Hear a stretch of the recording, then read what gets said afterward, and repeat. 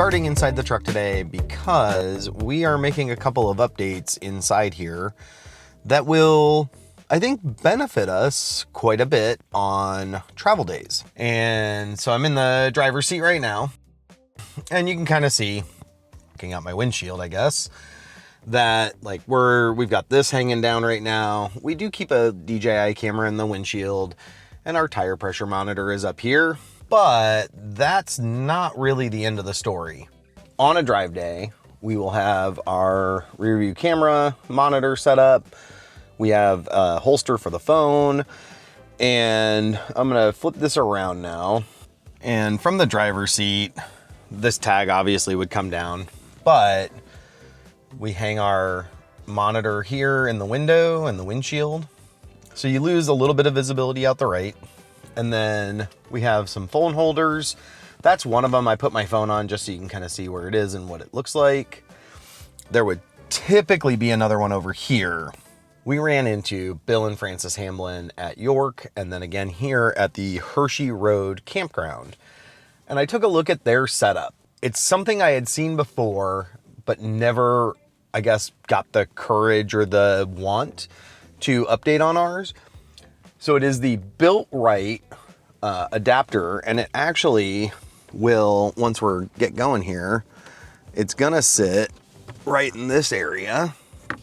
So it'll install here, and I believe it's right about level with the dash, and it gives you a couple of RAM mounts, so I can mount my monitor here. We can put our phones on it because that over there is on a RAM mount. So your phone will be here, your monitor will be here, and really I'm gonna put the second phone on the other side. Anyway, I'm doing a quick intro before any of this stuff gets here because I didn't wanna miss out on getting a before shot. I think it's something that I tend to do quite a bit is I'll do the work and then come back and be like, I did this thing. So this time I'm starting it from scratch. I am also planning on putting a power block here so that I can just power it right there so that there's no wires hanging down all over the place. That's where we're starting from, and hopefully in a couple of days, I'm gonna show you where we are. I'm back in the truck, and today is the day that we upgrade the dash. Let's start with what we're doing. Primary thing here, which is from Built Right Entries. And that's kind of the mounting plate that we're gonna put in. And underneath here is the base. The base here will sit on the dash, and this will then screw into it. So you've got a mounting surface, which we will use to mount these RAM mount balls. And then we already have like these RAM arms and everything. So we can essentially put these on there and have somewhere to hold our phones, and then it will also be holding the backup camera. I guess that was the primary thing we were doing. We decided recently that we're going to add USB power. So the USB power we're going to add to the dash, so this will actually sit underneath here. We'll run a cable up, and that way when we switch our camera over on the RV, the new monitor, which is USB powered, will just be powered from right there. We won't have to run a wire anywhere else. I might be rethinking the power, and the reason is there's nowhere to, so it would have to mount like in here, right? So it has to sit below this, and it's got to have, that's a pretty substantial amount of space. There's like no room for it in there. So anywhere around the radio is pretty rough. We're gonna have to see where the mount for everything else goes first. So I'm gonna go mark that out. I have the power adapter we're gonna use. So we decided on this one here. And it's got a little door there for the two USBs. And really what I'm gonna do is really find a spot up here, which looks like a really good spot for it. So I'm gonna start there. This one's just got like a little door on the top to access the screw holes.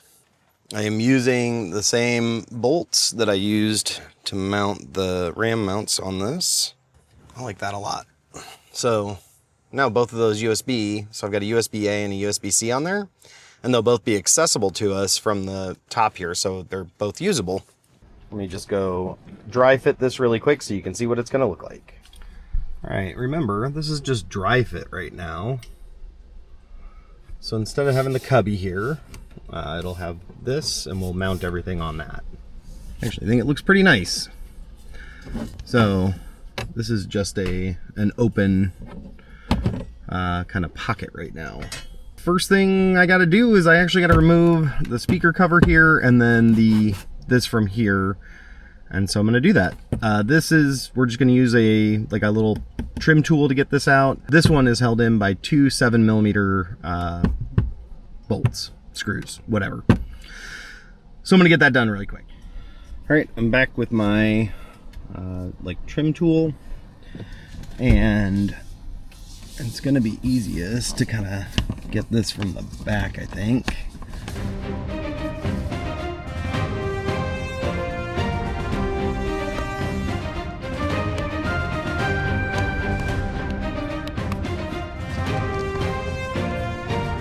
There you go. Check that out. I didn't lose a single clip. They all stayed. I'm pretty happy about that.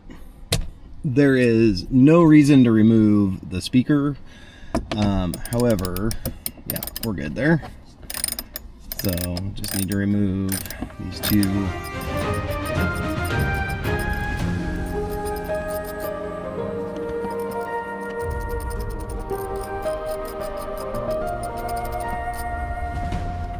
I've got a little fun fact about this ratchet that I'm going to share in just a second. All right, I said there would be a fun fact about this ratchet. So here's the kit. Oh, there's some things in there, I guess. But what's really cool is this is the receipt from when this was purchased on April 2nd, 1999. It was $36. My brother bought this for me. I think when I was going off to college or something, and it was pretty cool back then. Sales tax in Colorado was 5.5% at the time. I missed pulling out the dash when I did it. So I was working through it. I cut the video while I kind of rethought how to pull it out, and basically didn't get video while I pulled it out. It just took a little bit of doing with a trim tool to pull that up. I think it's probably a little bit more challenging because we do have that center channel speaker up there, and the plastic gets really thin. While I was working on it, the thin part of the plastic broke. Nothing serious, and I've reinstalled it without any issues. Pretty bright over here, trying to stay out of the way. So the built right mount basically only fits one direction. It doesn't have a lot of play front and back, left or right. So really, nothing crazy going on here. So I'm going to mark that with a pick. So I'm going to get that out.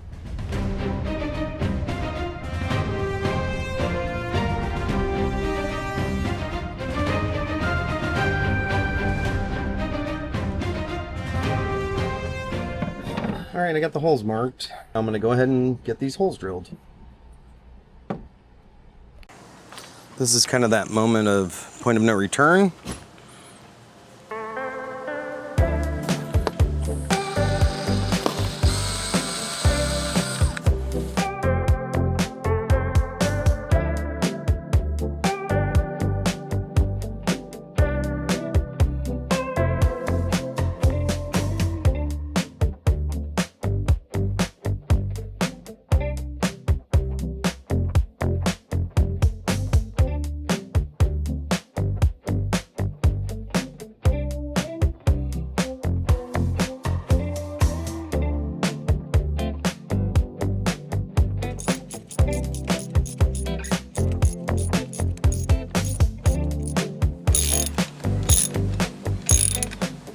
Okay,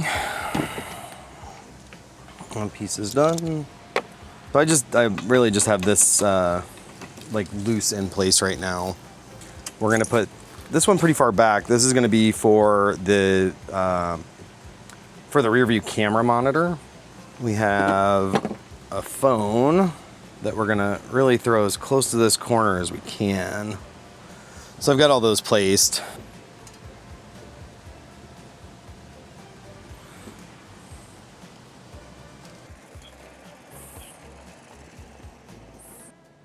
Okay.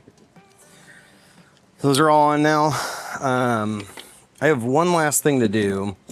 Put the wiring through. I'm just going to use one of these to pull the wires up.